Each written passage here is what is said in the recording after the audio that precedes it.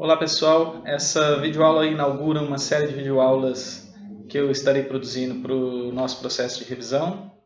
E nessa primeira aula nós vamos abordar um pouco sobre a estrutura do núcleo celular, o material genético, a estrutura desse material genético e a relação de ambos com o ciclo celular. Espero que vocês gostem, aproveitem bastante e vamos lá. Inicialmente, essa macroestrutura que nós observamos é composta pelo retículo endoplasmático rugoso e essa estrutura em azul é o núcleo, qual nós podemos observar uma série de poros da carioteca, que é por onde vai ocorrer a comunicação do núcleo com o restante do sistema. Observem primeiro o ponto indicado pela seta vermelha.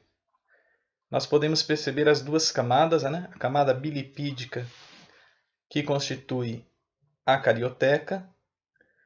Descendo um pouco mais, nós vemos vários pontos marcados por setas pretas, que são os poros. Através dos poros, por exemplo, o RNA mensageiro pode sair do núcleo e levar a informação para que nós possamos sintetizar as proteínas necessárias. Observe também que há uma região mais escura dentro do núcleo, correspondente ao nucleolo. Essa massa granulada que nós podemos observar corresponde, então, à cromatina. E aí agora vamos passar para a próxima imagem para discutir um pouco da estrutura da cromatina. Foi o citologista Walter Flemming, em 1870, a observar no núcleo de células eucariontes um material que absorvia fortemente corantes, que denominou este material de cromatina. Hoje sabemos que a cromatina nada mais é do que os filamentos de DNA formando uma espécie de emaranhado dentro do núcleo celular. Essa cromatina consiste basicamente na fita de DNA enrolada em estruturas proteicas chamadas histonas.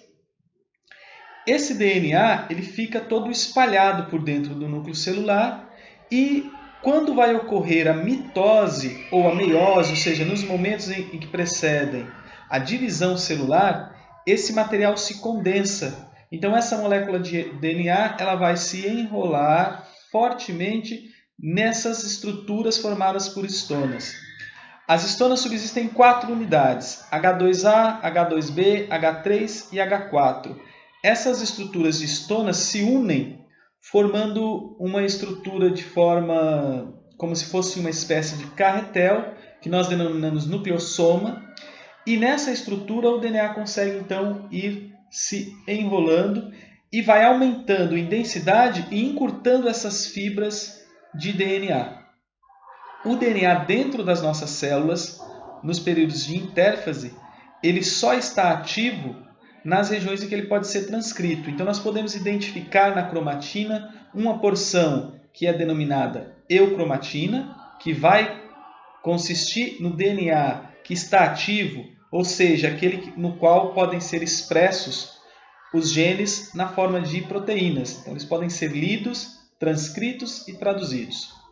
E uma outra região denominada heterocromatina, onde nós temos o DNA que naquela célula está inativo, só com funções estruturais. Os genes da heterocromatina não podem ser transcritos naquele momento. É importante destacar aí uma informação que é a seguinte: a heterocromatina pode ser de dois tipos. A heterocromatina chamada de constitutiva é aquela que tem uma porção de DNA que nunca vai expressar proteínas, ela nunca vai ser transcrita. Geralmente ela se localiza ali na região próxima ao centrômero. E outro tipo de heterocromatina é a heterocromatina facultativa.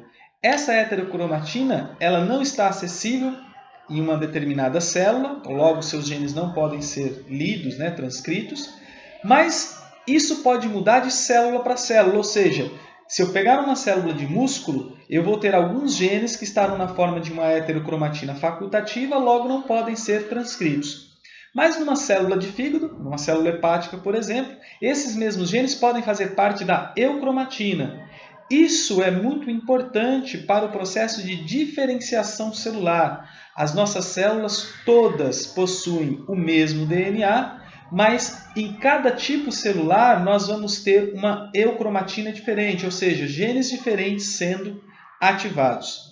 Na figura vocês vão observar alguns pontos em que tem uma sigla ME. Esse ME indica a metilação do DNA e esse processo ele é importante na manifestação daqueles genes que podem ser expressos ou não. Isso vai ser um assunto, então, da próxima aula.